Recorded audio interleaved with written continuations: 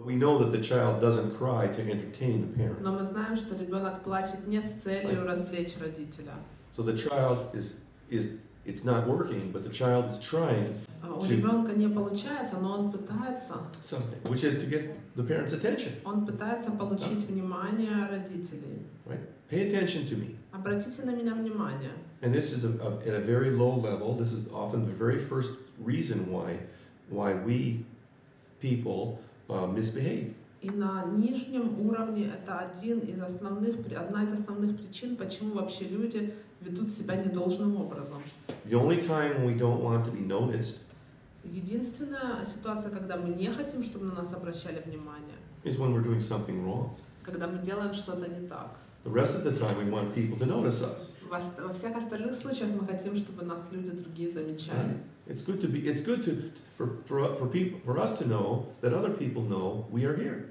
Нам важно знать, что другие люди знают, что мы тут. We want to belong to society. Мы хотим принадлежать к обществу. We want to have a place, we want to have a chair in the room. Мы хотим иметь свое место в комнате, свой стул. We don't necessarily have to be up front giving the lecture and ruling the group. Нам не обязательно быть впереди и вести лекцию, управлять процессами в группе. But we want to have a place in the room. Но мы хотим иметь место в этой комнате. We want to know that we belong here. Мы хотим знать, что мы сюда принадлежим, мы сюда относимся. And so a child wants to know they belong in the family. Ребенок хочет знать, что у него есть место в его семье. And when we don't think we belong in the family, И когда у нас возникает ощущение того, что мы не являемся частью семьи, we'll do something to test whether do I really belong here. мы начинаем делать что-то с целью проверить, действительно ли я являюсь частью этой семьи. Do you really love me? Действительно ли ты меня любишь? Or I'm not so sure that you love me. Я не очень уверен в том, что ты любишь меня. And if you read some of Dreiker's books, let's see here. Если вы прочитаете некоторые из книг Рудольфа Дрейкурса, This is from Children, the Challenge. книга, которая называется «Дети, бросающие вызов». Okay, so Alfred Adler and Rudolf Dreikurs understood that a person acts with a purpose in mind. Альфред Адлер и Рудольф Дрейкурс понимали, что человек, осуществляя те или иные действия, имеет определенные цели. And that's why they talked about a person having a goal. И вот почему они говорили, что у человека есть цель. And that when we understand what their goal is, И таким образом мы понимаем, какая цель у человека. we can understand their behavior. Если мы понимаем его цель, то мы можем лучше понять его поведение. When we understand what the baby's goal is to get attention, Если мы знаем, что цель ребенка – получить внимание, all of this tantrum begins to make sense to us. все эти истерики становятся для нас понятными. And because the baby lives in a social world И поскольку ребенок живет в социальном мире, and affects the feelings of other people, он влияет на чувства других людей, like the mother, for instance, к примеру, мама. the way that the mother feels can be a hint as to what the goal is of the child. Чувства мамы являются показателем того, какая цель у ребенка. So when my baby cries and I feel irritated, Когда мой ребенок плачет, и я чувствую раздражение. it's a hint to me that the baby wants my attention. Это указатель для меня того, что ребенок хочет моего внимания. So what should I do about the baby's cry for attention? И что же я должен делать, если ребенок плачет с целью получить мое внимание? What do you think I should do? Как вы думаете, что я должен делать? To provide my attention to the baby? Maybe. Возможно. Should I ignore the baby? Нужно ли игнорировать ребенка? In this case, they're making a video of the baby В этом случае здесь видео снимали to entertain themselves and to entertain us. для того, чтобы развлечь себя и развлечь нас. But as you see, they both pay attention to the baby and they ignore the baby, right? Но вы видите, что здесь одновременно и пока внимание ребенку проявляется, и при этом его игнорируют. So we have a choice. И у нас есть выбор. But I would say, if if we want to help people and help our clients and other people, Но если мы хотим помочь людям, помочь нашим клиентам и другим, and we come to understand what their goal и is, мы понимаем, приходим к пониманию, какая цель у этого человека, and perhaps you might tell this baby that you're not reaching your goal here. вы можете сказать этому ребенку: «А ты не достигаешь своей цели своей истерикой. Why don't you get up Почему бы тебе не встать, and come over to mother не подойти ко мне and say, Mother, would you play with me? и не сказать: мама, поиграй со мной, пожалуйста». Instead of lying on the floor Вместо того, чтобы лежать на полу, like a very small baby как очень крошечный малыш, and crying. и плакать. So we can help our clients to reach their goal Мы можем помогать нашим клиентам достигать их целей in a way that works better for the baby and for everyone else. таким образом, чтобы это было наиболее эффективно как и для самого ребенка и для нас, да, в случае с ребенком, с маленьким, с младенцем. But let's say that the baby doesn't get the attention that they want. А давайте представим, что ребенок не получает внимания, которое он хочет получить. And what do people do when they try something and it doesn't work to get what they want? Что люди делают, когда они пытаются что-то получить, но не получают этого? They start to become angry. They start to become Они angry. гневаются. Yes. So now we're moving towards our next goal. И тогда мы переходим к нашей следующей цели. And sometimes a parent doesn't understand what their goal really is at this point. И ребенок взрослый на этом этапе может не понимать, какая на самом деле цель у ребенка. They find themselves arguing with the child. Родители обнаруживают, что они начинают с ребенком спорить. And the child is now becoming a rebel. И сейчас на этом этапе ребенок становится бунтовщиком. They won't pick up their toys. Ребенок не будет поднимать свои игрушки. They will not eat their breakfast. Он не будет кушать свой завтрак. They tear their clothes off and throw them around. Он срывает с себя одежду, разбрасывает ее вокруг. And now what the parent has is they're struggling with the will of the child. И на этом этапе родитель начинает бороться с волей ребенка. What do you think the child wants now? Как вы думаете, чего хочет ребенок на этом этапе? Power, control. Власти хочет, власти, контроля. And that's why the parent feels out of control. И тогда на этом этапе родитель чувствует себя так, как будто он теряет контроль. Because now the child wants to control too. Потому что ребенок на этом этапе хочет контролировать. And they can't both have control at the same time. Но они не могут оба одновременно контролировать So ситуацию. what would we do for a child that wants power and control? И что же мы можем сделать с ребенком, который хочет больше власти и контроля? Crush them. Размазать его, да? Задавить. Задавить, да, to oppress him. Oppress them. Right? Right? That's Да? probably not the best way to raise children, Правильно, конечно, это не лучший способ воспитывать детей. right? А что делать? Что делать? What can we do? Well, the child wants power, right? Ребенок хочет власти, да? What's wrong with giving them power? А что не так? Почему мы не можем дать ему какую-то власть? Some Небольшую power. власть, некоторую власть. Some power. Некоторую. Договориться как-то с ним. Maybe to find some compromise. Договориться Right. чуть-чуть. Right, some compromise. I give you some power. Я дам тебе чуть-чуть власть, небольшую власть. Мгм. Look, Yegor. Мгм. Look, little Yegor. He's going to go to school. Посмотри, маленький Егор, ты вот скоро пойдешь в школу.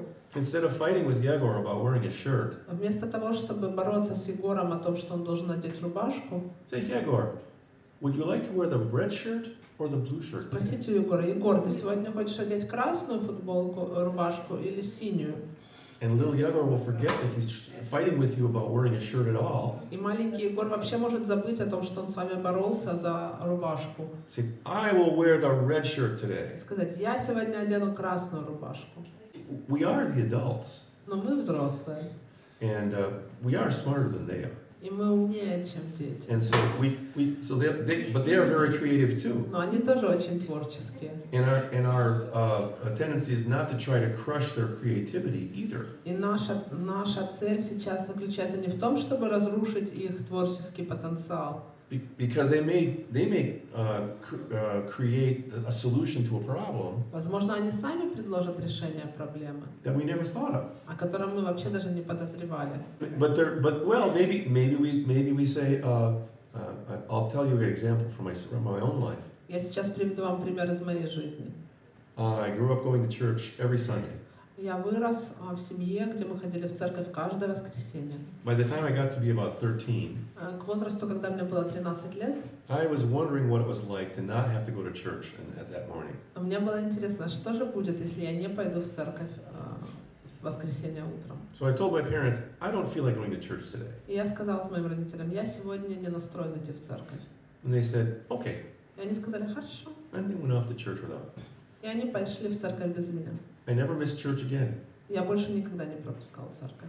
So in that case, it's not that they knew that I wanted to go to church, but I really did deep down want to go to church. I realized I was missing something.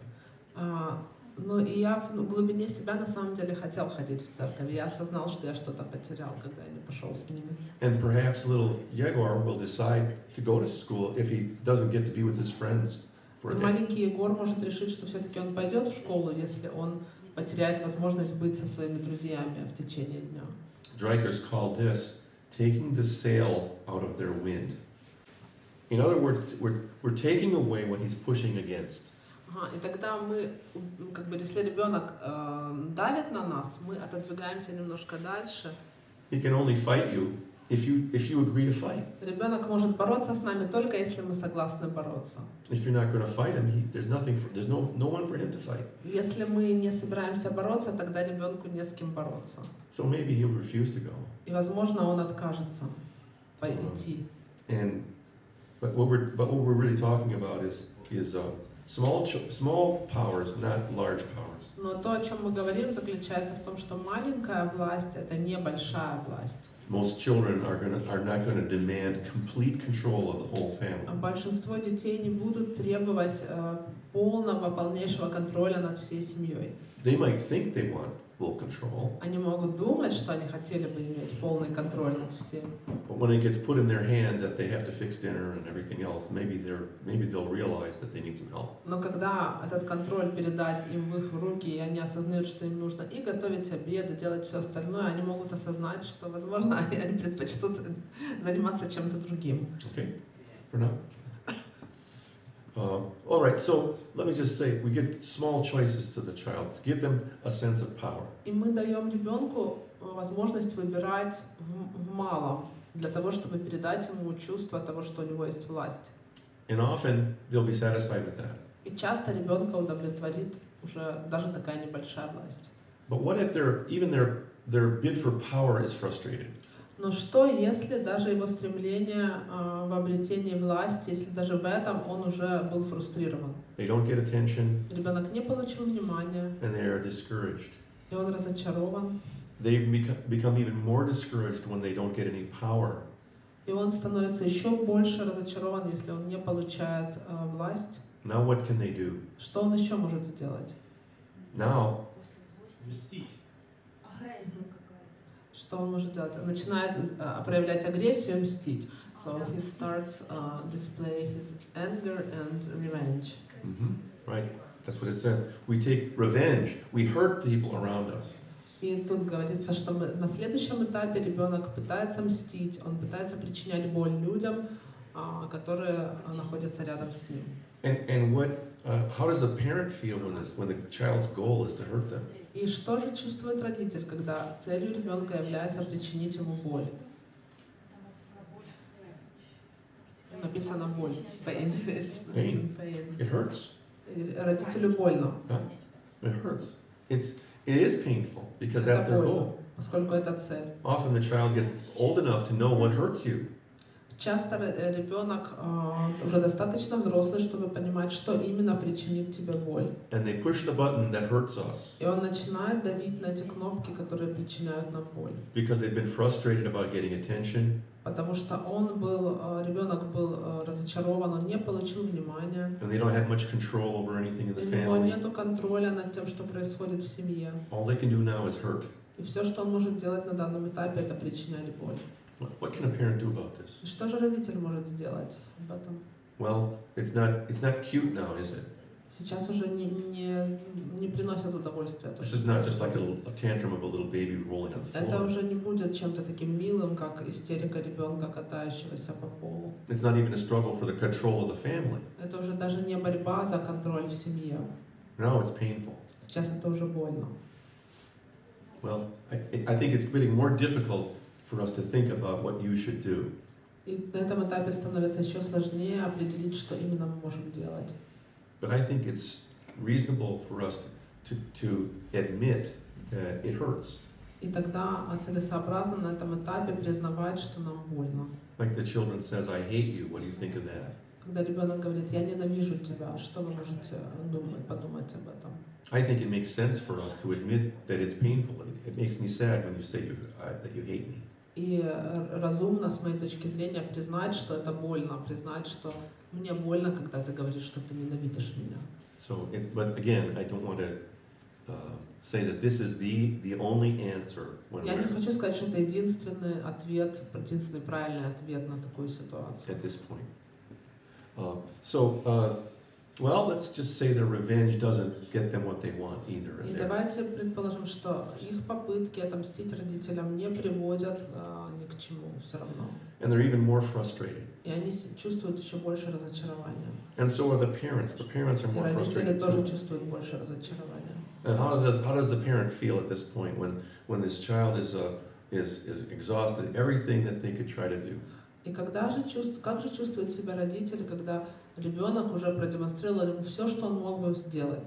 Discouragement. And when you get discouraged enough, И когда вы достаточно разочарованы, сильно разочарованы, you feel like giving up.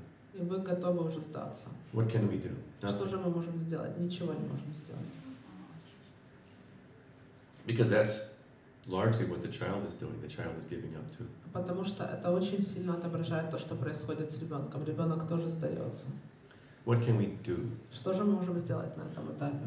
Often by this time there's not very a lot we can do, Часто на этом этапе уже не очень много того, что мы все еще можем сделать. except that we don't give up on the child. Кроме того, что мы не должны сдаваться по отношению к ребенку. We continue to persistently love the person and believe in their abilities. Мы должны передавать ребенку возможность почувствовать, что мы его любим и что мы верим в то, что он может. Isn't this what happens sometimes with our clients too? Не правда ли это напоминает то, что часто происходит с нашими клиентами? They're very discouraged. Они очень разочарованы. They feel very helpless and hopeless. Они чувствуют себя очень беспомощными и чувствуют безнадежность. And maybe we can't fix their life. И мы не можем исправить их жизнь. And maybe the problems in their lives are so many and so difficult that we can't overcome them either. И, возможно, проблем в жизни клиента так много, и они такие разнообразные, что мы тоже не можем с ними справиться. But we still have hope, yes? Но у нас все еще есть надежда. We can still have hope. Мы все равно можем иметь надежду.